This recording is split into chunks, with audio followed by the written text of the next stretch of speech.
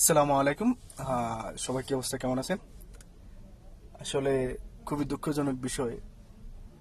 মানে দেশের সম্পর্কে চিন্তা করলে আফসোস লাগে, কষ্টও লাগে। আর বিশেষ করে 24-এর যে গণ অভ্যুত্থানে নিহত যারা হয়েছে ওরা তো নাই, যারা আহত আছে তারা তো এখনো জীবিত আছে। তো আসলে ওদের সাথে যে মশকেরাগুলো করা হচ্ছে, ওদের সাথে যে ফাইজলামিগুলো করা হচ্ছে, বা ওদেরকে যে অপদস্থ করা হচ্ছে, হ্যাঁ, বা ওদের যে প্রতিনিধিত্ব খোঁজা হচ্ছে, বলছি এটা কিভাবে বললেন? আমি আজকে ওদের একটা নিউজ দেখতেছিলাম, আপনার যমুনা টেলিভিশনের একটা নিউজ ইউটিউব চ্যানেলে। ওখানে জনাব হাসনাত আবদুল্লাহ এবং সার্জিস আলম ছিলেন, ওরা দুজনই ছিলেন। তো জনাব হাসনাত আবদুল্লাহ ওনাদের প্রতিনিধিত্ব খুঁজতেছেন। কাদের? যারা আহত হয়েছে তাদের প্রতিনিধিত্ব উনি খুঁজতেছেন। আচ্ছা, জনাব হাসনাত আবদুল্লাহ ওনারা যখন আহত হন নাই 24-এর যে গণ অভ্যুত্থান, হ্যাঁ, 5ই আগস্টের আগ পর্যন্ত ওদের নেতৃত্বটা আপনারা দিয়েছেন। সে হাসনাত আবদুল্লাহ, শারজিস আলম, হ্যাঁ, জনাব নাহিদ, জনাব আসিফ মাহমুদ, হ্যাঁ, আপনারা তো দিয়েছেন। তো আজকে ওরা আহত হয়েছে বলে ওরা অন্য হয়ে গেছে, মানে আপনাদের নেতৃত্বের বাইরে চলে গেছে।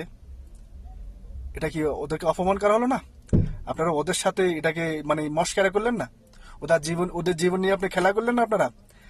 ওদের নেতৃত্বটা আপনারাই আছেন, ওদের জন্য আবার প্রতিনিধি তো খুঁজতে হবে কেন?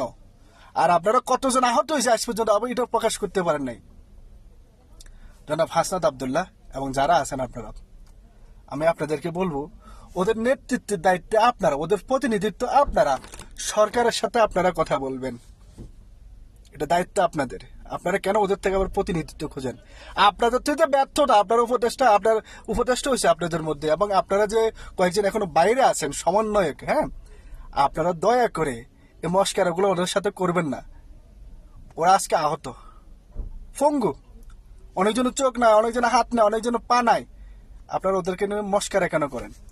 আপনারা ওদের প্রতিনিধিত্ব করছেন আগে, এখনো করবেন। ওদের কোনো প্রতিনিধিত্ব আসবে না কেন? আসবে কি জন্য আসবে? ওদের মধ্যে কেন আসবে? আপনারা তো ছিলেন আগে সামনে। দয়া করে এসব মস্কারা বাদ দিয়ে, আপনারা এসব মস্কারা করাগুলো বাদ দিয়ে ওদের প্রতিনিধিত্ব না খুঁজে আপনারা দায়িত্ব নিয়ে এগুলো সমাধান করেন।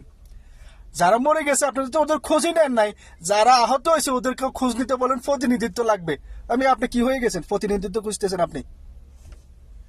দয়া করে প্রতিনিধিত্ব না খুঁজে, ওদের প্রতিনিধিত্ব না খুঁজে আপনারা আগে যেভাবে দায়িত্ব ছিলেন 5ই আগস্টের আগ পর্যন্ত, ওভাবে দায়িত্ব নিয়ে ওদেরকে যা করার প্রয়োজন সরকার থেকে তা করে দেন। এটা আপনাদের কর্তব্যের মধ্যে পড়ে।